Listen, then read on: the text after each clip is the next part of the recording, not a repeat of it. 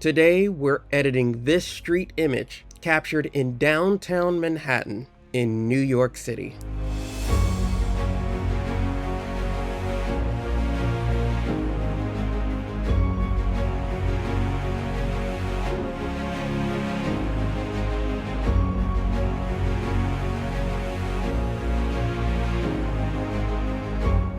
This is quite a popular photo that I've shared on Instagram, and many people have wanted to see how I edited this particular photo. Now, if you're interested in today's edit, it is available as a preset in my latest series called Cinematic Tones. You can pick that up today in my online store. In analyzing this image, you kind of see the sort of colors that stands out. You have sort of the yellow-orange that's here in the lighting. Then if you come down to where the girl is, you see we have sort of that sort of blue, little bit of aqua in there. So those colors are going to be what I focus on because we want to retain those since those are the dominating colors. You also have her headphones here, which we zoom in. Very nice looking red headphones that stand out. We want to keep that as well because those are just really rich colors and we can make them look really vibrant in this photo. So I want to have a lot of contrast, of course, and then I simply want to have those colors really pop to really make this photo. So the first thing we want to do is let's make some of our lighting adjustments. Let's decrease our highlights here. For our shadows, we want to bring up our shadows because as you know, what's customary for my style is once we come up in shadows, what are we going to do with our blacks? We're going to decrease them, and we're going to decrease them quite significantly here to about 80%. And that looks good. So see how we get that contrast back that we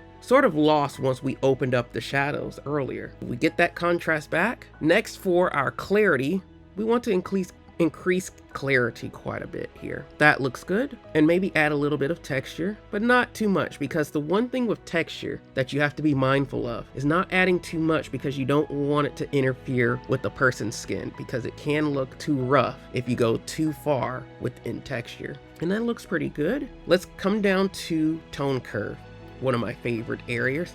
And we're going to select one of my point curves that I've already created as a preset, and we'll go to Skyline Curve Weak. Once we've done that, we'll select this option to go to our parametric curve here. And from here, I can make my adjustments to, my shadows, highlights, that sort of thing.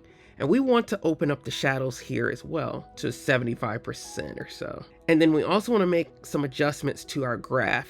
So come to 14 there and increase this to about 61.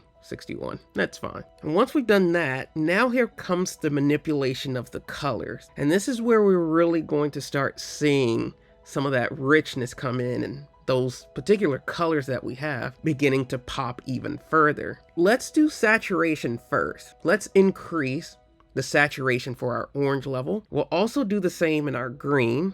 And then for our red, let's keep that where it is, because we want her headphones to still pop. So let's keep that to where it is.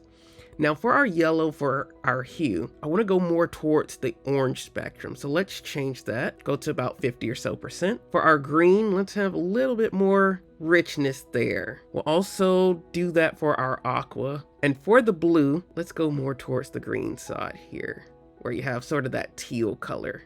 For purple, we'll add a little bit there. For magenta, we'll add quite a bit here as well. And that looks pretty good. For our luminance, let's maybe decrease a little bit in the luminance there.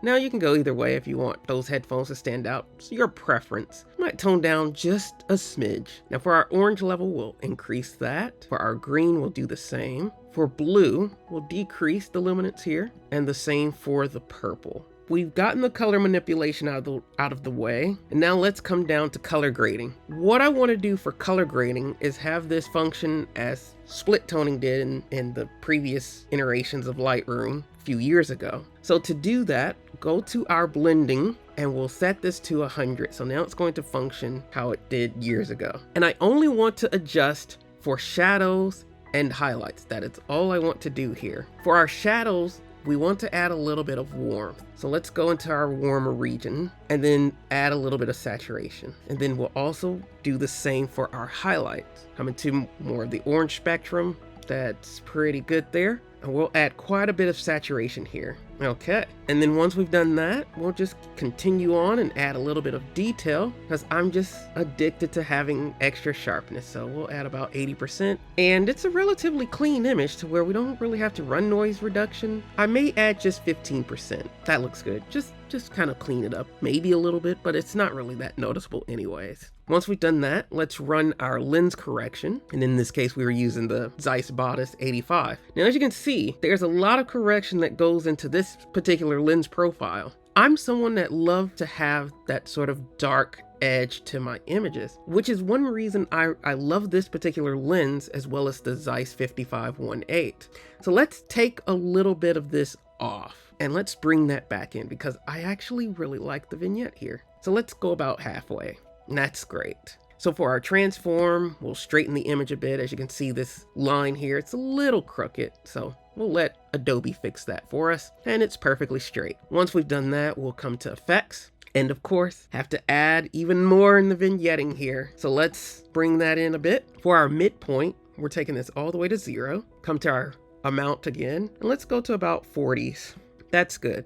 For our highlights, let's bring that to 100 so that way where we brought the vignette in, we retain our highlights, as you can see up here at the top right there. And then we want to also bring our feather to 100 so that this opens up our vignette a bit to where it's not so narrow like a spotlight. As you can see, more spotlight here, but it kind of opens that up to where it just blends a little bit better from the darker area into the light. And then for the roundness, we'll set that to about 15 or so, and that looks really good. Lastly, let's come to our calibration. Some photographers choose to manipulate this, others don't.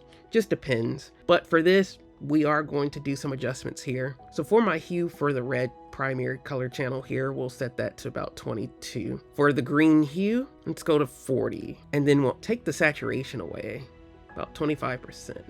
And then for our hue and saturation, we'll match both of those to 15. And that looks really, really good. There's one thing that I also forgot to do because I want to have a little bit of a warmer look. Of course, this looks perfectly fine as is, but let's warm up the photo just a bit. And let's go to about 4450. That's great. And I think I want to add a little bit more purple into the image there. And there you go. That's how that edit was created, by using Adobe Lightroom. Now you can do even more stuff to it. You know, say if we wanted our blue to stand out a little bit more or have something kind of cool with that, we could do that too. You know, let me show you a few other things that you could probably do. So since we still have, you know, you see some of those blue, green type colors there, we can actually make that stand out a bit more if we wanted to. And maybe go a little funky with the color. You know, if you wanted to go like that, you could have purple. That's kind of cool. But let's see. Let's bring that there, add in some more saturation. And then for our color grading, let's add in some midtones. So let's just get that started about 15 or so. In there is not bad at all, having a little bit of a green kind of tint to it, not bad at all. So just doing a few other adjustments, taking more advantage of color grading, maybe manipulating some of the colors a little bit more, just gives you a different feel. Just depends on what direction you want to go. Hopefully you enjoyed that and picked up a few tips that you could apply to your own images as well. So until next time, I'll see you in the next video.